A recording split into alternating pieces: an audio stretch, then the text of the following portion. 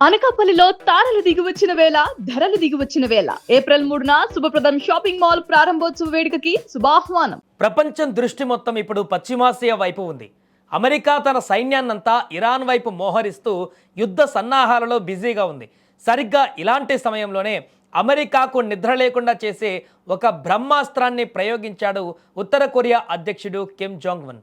ఏకంగా అమెరికా గడ్డపైకి నేరుగా అణ్వాయుధాలను మోసుకెళ్లగల అత్యంత శక్తివంతమైన రాకెట్ ఇంజన్ను కిమ్ విజయవంతంగా పరీక్షించాడు. ఇరాన్తో అమెరికా తలపడుతున్న వేళ కిమ్ ఈ భారీ క్షిపణులను ఎందుకు పరీక్షిస్తున్నాడు? ఇది ఇరాన్కు కిమ్ ఇస్తున్న పరోక్ష మద్దతు. ఇరాన్ అమెరికా యుద్ధంలోకి ఉత్తర కొరియా ఎంట్రీ ఇవ్వబోతుందా? ఈ మైండ్ బ్లోయింగ్ జియో పాలిటిక్స్ను ఇప్పుడు తెలుసుకునేటువంటి ప్రయత్నం చేద్దాం. తాజాగా ఉత్తర కొరియా ఒక ఘన ఇంధన క్షిపణి ఇంజన్ను పరీక్షించింది. ఇది మామూలు ప్రయోగం కాదు. కాంపోజిట్ ఫైబర్ మెటీరియల్తో తయారైనటువంటి ఈ ఇంజన్ ఏకంగా 2500 కిలో టన్నుల థ్రస్ట్ సామర్థ్యాన్ని కలిగి ఉంది. దీని అర్థం ఏంటో తెలుసా? అత్యంత బరువైనటువంటి అణు వార్ హెడ్లను పెట్టుకొని ఖండాంతరాలను దాటి నేరుగా అమెరికాలోని ఏ నగరాన్నైనా క్షణాల్లో బూడిద చేయగల సత్తా దీని సొంతం. ఇదిలా ఉంటే గతంలోనే కిమ్ ఒక సంచలన ప్రకటన చేశాడు.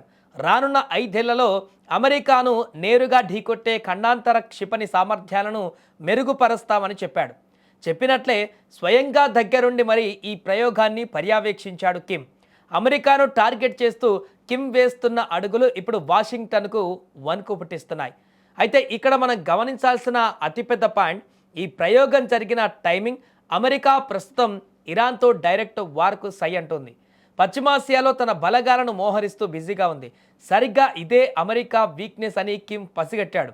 అమెరికా 2 చోట్ల ఒకేసారి యుద్ధం చేయలేదని కిమ్కు బాగా తెలుసు. అందుకే ఈ సమయంలో అణ్వాయుధ పరీక్షలు నిర్వహించడాన్ని కిమ్ బలంగా సమర్థించుకున్నాడు.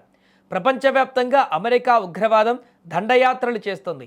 ఇలాంటి సమయంలో తమ దేశానికి బలమైన సైనిక నిరోధక శక్తి కావాలని కిమ్ ప్రకటించాడు. ట్రంప్ పేరు నేరుగా చెప్పకపోయినా ఆయన టార్గెట్ మొత్తం అమెరికా అధ్యక్షుడు ట్రంప్ విధానాలే అని స్పష్టంగా అర్థమవుతోంది.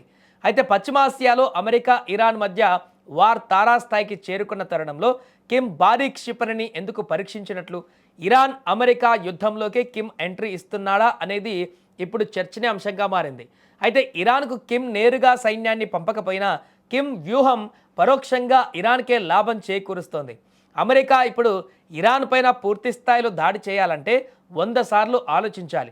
ఎందుకంటే వాళ్ళ ఫోకస్ మొత్తం ఇరాన్పై పెడితే వెనక నుంచి ఉత్తర కొరియా తమ సొంత గడ్డపై ఎక్కడ అణుదాడి చేస్తుందో అన్న భయం అమెరికాను వెంటాడుతుంది. ఒక రకంగా చెప్పాలంటే కిమ్ అమెరికాకు సెకండ్ ఫ్రంట్ ఓపెన్ చేశాడు. ఇరాన్ మీదకు వెళ్తే నేను మీ మీదకు వస్తాను అన్నట్లుగా అమెరికాను బ్లాక్మెయిల్ చేస్తున్నట్లుగా కిమ్ ప్రవర్తన ఉంది. ఏదేమైనా ఉత్తర కొరియా ప్రయోగించినటువంటి భారీ క్షిపణి అమెరికా గుండెలలో భయం పెట్టించడం ఖాయమంటూ విశ్లేషకులు భావిస్తున్నారు.